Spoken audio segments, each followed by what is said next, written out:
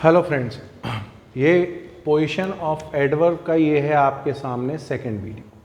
ठीक, जैसा कि मैंने आपको बताया था इससे पहले वाले वीडियो में कि यदि एडवर्ब की जो पोजीशन है वो सही नहीं रखी गई तो वो मीनिंग जो है वो उल्टा पुल्टा हो जाता है, या अपन कह सकते हैं अर्थ का अनर्थ हो जाता है। ठीक, तो हमने एडवर्ब ऑफ मैनर को देखा था। आज हम देख रहे हैं adverb of time and place.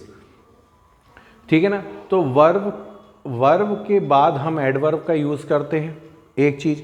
लेकिन यदि हमारे वर्ब के लिए कोई ऑब्जेक्ट है तो ऑब्जेक्ट आएगा काय के बाद, वर्ब के बाद, और एडवर्ब आएगा ऑब्जेक्ट के बाद। मीन्स सबसे लास्ट में हम एडवर्ब को प्लेस करते हैं। जैसे यहाँ पे ही गोज देयर, तो यहाँ पे गोज क्या है, हमारी वर्ब हो गई, और देयर क्या हो गया, ये हमारा एडवर्ब हो गया। ठीक है ना। तो ये फर्स्ट वाला रूल आ गया, वर्ब के बाद एडवर्ब हो गया।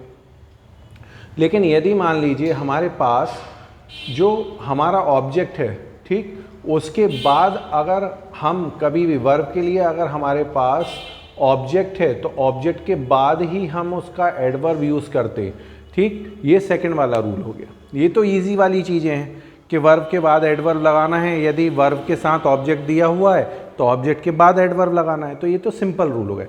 अब मान लीजिए हमारे पास वर्ब है, हमारे पास ऑब्जेक्ट भी है, तो हम एडवर्ब तो लगाएंगे। लेकिन अगर मान लीजिए यहाँ पे दो एडवर्ब लगाना है, कोई ऐसा सेंटेंस है जिसमें दो एडवर्ब हैं, तो उसमें सीक्वेंस यानी जो क्रम रहेगा वो कैसा रहेगा। सबसे पहले एडवर्ब ऑफ मैनर आएगा, फिर उसके बाद एडवर्ब ऑफ प्लेस आएगा, फिर उसके बाद एडवर्ब ऑफ टाइम आएगा। फिर से दोबारा दोहरा रहा हूँ, यदि मान लीजिए हमें दो या दो से अधिक एडवर्ब का यूज़ करना है after the object, then first we will place adverb of manner, then we will place adverb of place, at the last adverb of time. ठीक, यहाँ पे इसके एग्जाम्पल दिए हुए,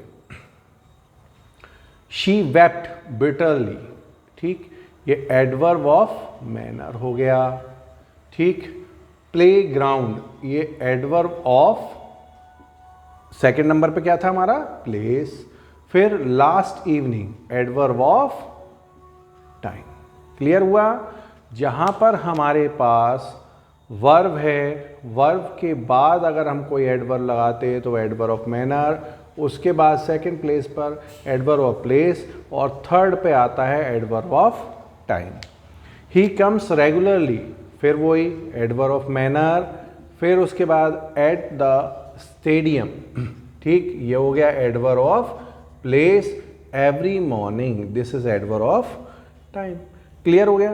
तो कहने का मतलब ये है कि यदि हम एडवर्ब को यूज़ करते हैं तो मोस्टली एडवर्ब जो होता है वो वर्ब के बाद यूज़ किया जाता है, और यदि हमारे पास वर्ब का ऑब्जेक्ट है तो फिर एडवर्ब उसके बाद आता है, ऑब्जेक्ट के भी बाद।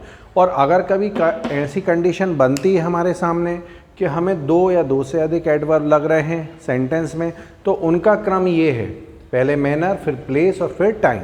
यहाँ पे आपके सामने दो एग्जाम्पल मैंने अभी जो आपको समझाए।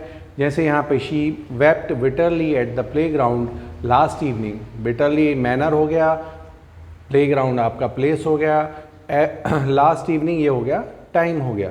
सेम कंडीशन सेकंड वाले सेंटेंस में।